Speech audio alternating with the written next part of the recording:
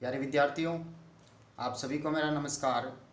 मैं डॉक्टर नेमीचंद कुमावत, सहायक आचार्य हिंदी विषय, राजकीय महाविद्यालय की आपकी बीए प्रथम वर्ष विषय हिंदी साहित्य के द्वितीय प्रश्न पत्र की आज की इस ऑनलाइन कक्षा में मैं आप सभी का स्वागत करता हूं।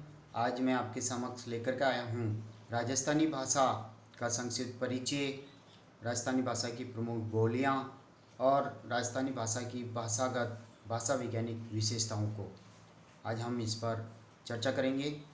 पिछली जो ऑनलाइन कक्षाएं हुई थी, जिस पर मैंने आपके इस पाठ्यक्रम को लगभग जो भाषा विज्ञान से संबंधित जो 40 अंकों का जो पाठ्यक्रम है, जिसमें 20-20 अंकों के 2 प्रश्न आएंगे, तो पिछली 8 ऑनलाइन कक्षाओं तो मैंने प्रथम प्रश्न जो आपके हिंदी भाषा का उद्भव और विकास से संबंधित है, जिसमें प्राचीन आर्य भाषाएं, मध्यकालीन आर्य भाषाएं, आधुनिक आर्य भाषाएं और हिंदी भाषा जो परिवार है उसकी 18 उपबोलियाँ, हिंदी की जो 5 उपभाषाएं हैं उनकी 18 उपबोलियों पर मैंने आपको विस्तार से पढ़ाया है। साथ ही आधुनिक आर्य भाषाओं का जो वर्गीकरण है उसके ऊपर भी मैंने विस्तार से आपको पढ़ाया है। और हिंदी शब्द का अर्थ, हिंदी के शब्द के व्यापक अर्थ, हिंदी का जन्म, हिंदी के की उत्पत्ति कब से हुई, विद्वानों के प्रमुख मत, साथ ही हिंदी भाषा के विकास के प्रमुख चरण, इन पर मैंने विस्तार से आपको जो 20 अंकों का जो प्रश्न बनता है, जिसमें मैंने 4-5 प्रश्नों पर विस्तार से प्रकाश डाला है, हमने चर्चाएं की है। उनमें से एक प्रश्न आएगा, आप उनको अच्छा सा तैयार करें। और जो दूसरा प्रश्न जो 20 अंकों का आपके आने वाला है परीक्षा में, और वो है अवधी भाषा, ब्रज भाषा और राजस्थानी भाषा के उद्भव, विकास, इनकी प्रमुख बोलियां और भाषागत विशेषताओं पर, जिसमें हमने पिछली 4-5 ऑनलाइन कक्षाओं में अवधी भाषा का उद्भव, विकास, अवधी का प्रमुख साहित्यिक क्षेत्र, अवधी के प्रमुख कवि, अवधी की प्रमुख भाषागत विशेषताएं, और ब्रज भाषा का उद्भव, विकास, ब्रज भाषा की प्रमुख बोलियां, ब्रज भाषा का क्षेत्र, ब्रज भाषा की भाषागत विशेषताएं।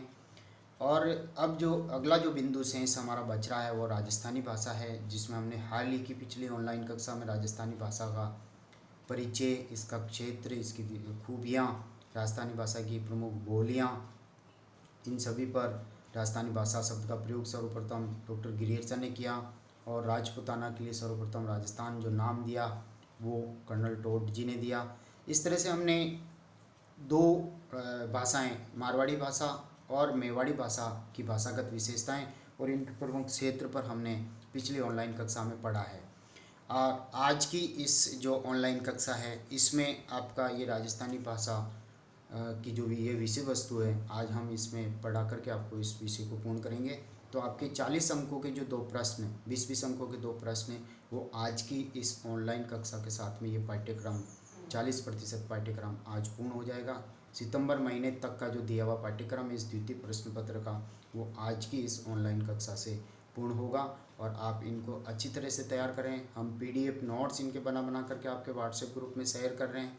साथ ही इनकी जो वीडियोज बना करके हम कॉलेज के CCE राज, गवर्नमेंट कॉलेज रायपुर, CCE राज, इस चैनल पर हम अपलोड कर रहे हैं, और विषयवार हमने प्लेलिस्टें तैयार कर रखी हैं। आप वहां से इनको ओपन करके आप यहां से इनका अध्ययन कर सकते हैं। और साथ ही इन वीडियोज के जो लिंक है वो भी आपके व्हाट्सएप ग्रुप में हम शेयर कर रहे हैं। साथ ही इन विषय वस्तु पर हम असाइनमेंट बना करके आपको प्रेषित कर रहे हैं, आप उनको तैयार रखें। तो प्यारे विद्यार्थियों, आइए हम आज शुरू करते हैं राजस्थानी भाषा की जो शेष रही बोलियाँ, जिसमें तीसरे नंबर पर हम लेते हैं ढूंढाड़ी बोली। इससे पूर्व मारवाड़ी और मेवाड़ी को हम पढ़ चुके थे। ढूंढाड़ी बोली, ढूंढ, ढूंढ यानी टीला शब्द से ये ढूंढाड़ी बना है। टीले शब्द से इसका अर्थ निकलता है। जयपुर के पास ढूंढ नामक स्थान भी है। ढूंढाड़ी को जयपुरी व झाड़साई भी कहते हैं। ये जयपुर, अजमेर, टोंक, दौसा जिलों में बोली जाती हैं। इसकी उपबोलियों में तोरावाड़ी, काठोड़ी, चौरासी, नागरचाल, राजावाटी, किशनगढ़ी, अजमेरी, शाहपुरी आदि को सम्मिलित किया जाता है। ढूंढाड़ी में संत दादू, ढूंढाड़ी भाषा में, ढूंढाड़ी बोली में संत दादू और अन्य संतों का काफ़ी योगदान देखने को मिलता है। इस बोली की जो संरचनात्मक जो विशेषताएं हैं उसकी ओर हम आगे बढ़ रहे हैं, जिसमें पहली विशेषता है, इस बोली की मुख्य पहचान इसकी छे, छू, छा, छो, छी आदि सहायक क्रियाएं प्रयुक्त होती है। कड़ जावा छ, मैं ये काम कर रही छूँ, इस तरह के जो शब्द हैं ये यहाँ इसमें ढूंढाड़ी बोली में प्रयुक्त होते हैं। साथ ही अगली जो विशेषता है, भविष्य काल के लिए लो, ला, शु, सी कृदंतों का प्रयोग होता है, क्रियाओं का प्रयोग होता है। इसी तरह से तीसरी विशेषता देखिए, नाम रूप ओकारांत हो जाता है, जैसे छोरो, बेरो, इस तरह के शब्द प्रयुक्त होते हैं ओकारांत। छोरो ओ, बेरो, बेरा का बेरो, छोरा का छोरो, ओ शब्द अंत में आ रहा है, स्वरांत में ओकारांत ये रूप हैं। इसके साथ ही अगली जो चौथी विशेषता हमारे सामने है और वो है काई, काई यानी क्या, कोड़े यानी कहाँ, जद यानी जब, कद यानी कब आदि ढूंढाड़ी के अपने सर्वनाम हैं। यहाँ, अठे, वहाँ, उठे, कहाँ, सॉरी कठे कहाँ, उठे वहाँ, और बठे वहाँ, जठे जहाँ, ऐसे सर्वनाम प्रयुक्त होते हैं। पांचवी विशेषता है संबंध कारक को, का, की इसमें प्रचलित हैं। न्यो, अगली विशेषता देखिए, न्यो कृदंतों के डीन्यो, लीन्यो, जान्यो रूप प्रचलित हैं। छठी विशेषता के बाद में सातवीं विशेषता की ओर हम आगे बढ़ते हैं। अल्प प्राणीकरण की प्रवृत्ति, यानी महाप्राण का अल्प प्राण कर देना की प्रवृत्ति इस ढूंढाड़ी बोली में है, जैसे आधा, आदो, जीभ, जीभ, ब, यानी महाप्राण वर्ण की जगह अल्पप्राण वर्णों का प्रयोग इसमें हो जाता है। इसी तरह से आठवीं विशेषता की ओर हम बढ़ते हैं। ह ध्वनि का प्राय इसमें भी लोप हो जाता है, जैसे शहर, शेर शब्द को प्रयोग में ले लिया जाता है। अब हम अगली जो हमारी जो बोली है हाड़ौती की ओर हम बढ़ते हैं। हाड़ौती बोली का परिचय देखिए। इतिहास में हाड़ा राजपूतों के वर्चस्व के कारण कोटा, बूंदी, झालावाड़ जिलों के क्षेत्रों की बोली को हाड़ौती कहते हैं। हाड़ौती और ढूंढाड़ी में काफ़ी समानता देखने को मिलती है, किंतु हाड़ौती पर मेवाड़ी और मालवी का भी प्रभाव है।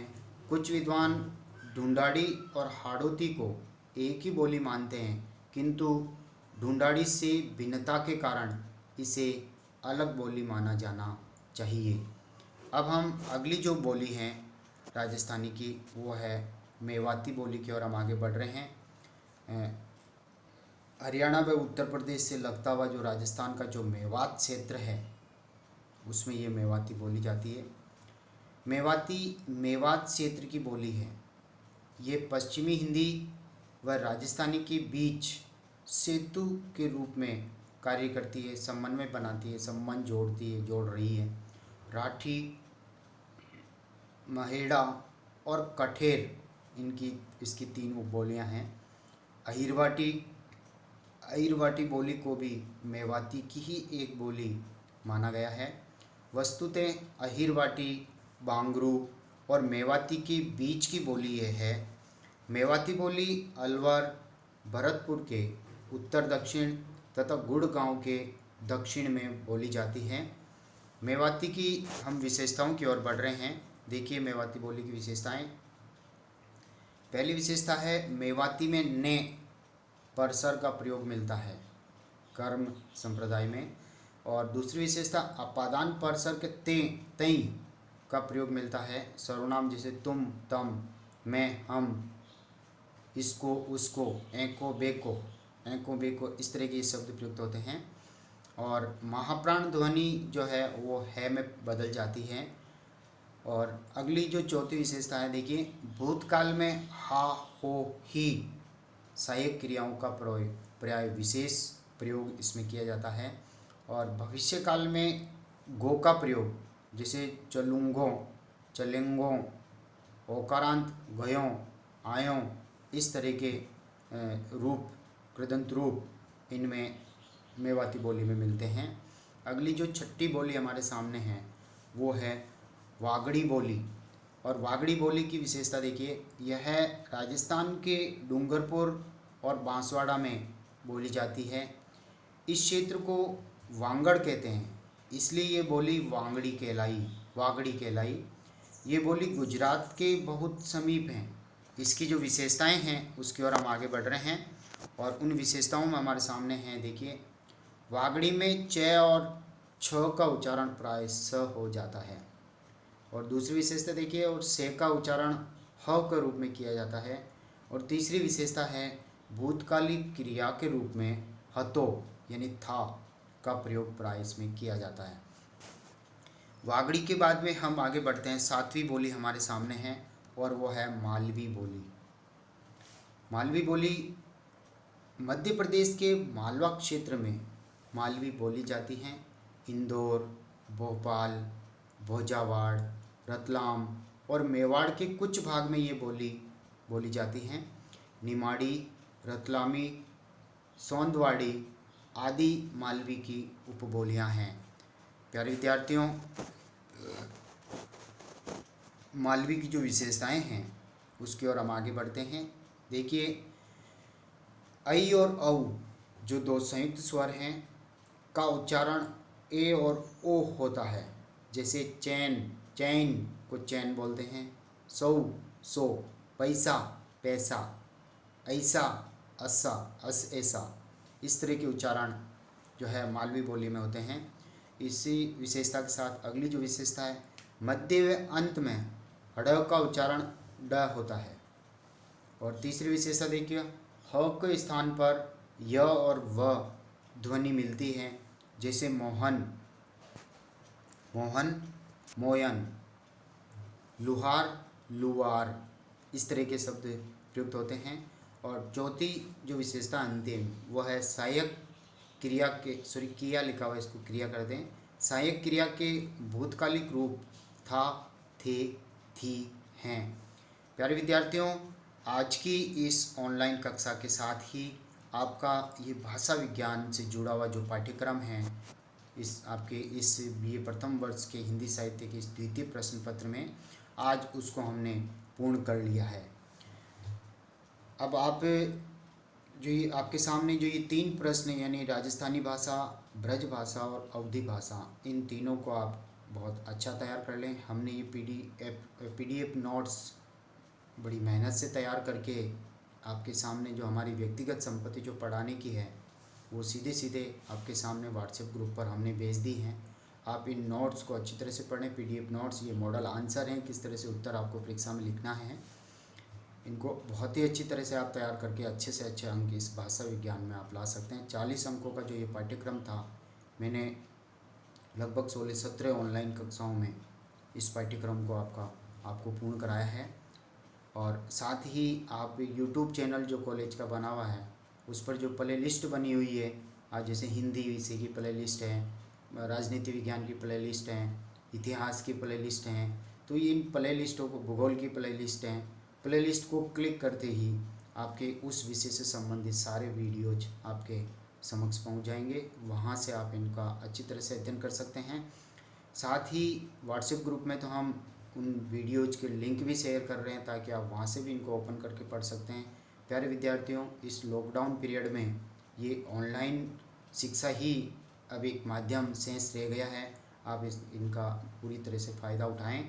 और मैं अनुरोध करना चाहता हूं उन विद्यार्थियों से जिनका नाम अभी भी व्हाट्सएप ग्रुप में नहीं जुड़ा है, या जिनके पास एंड्रॉयड फ़ोन नहीं है, या फिर एंड्रॉयड फ़ोन है लेकिन नंबर यहाँ गलत दे रखे हैं मोबाइल नंबर, तो वो सही करवा लें, वो हमसे कांटेक्ट कर लें, तो हम उनका व्हाट्सएप ग्रुप में नंबर जोड़ देंगे ताकि इन ऑनलाइन कक्षाओं का फ़ायदा उनको भी मिल सके।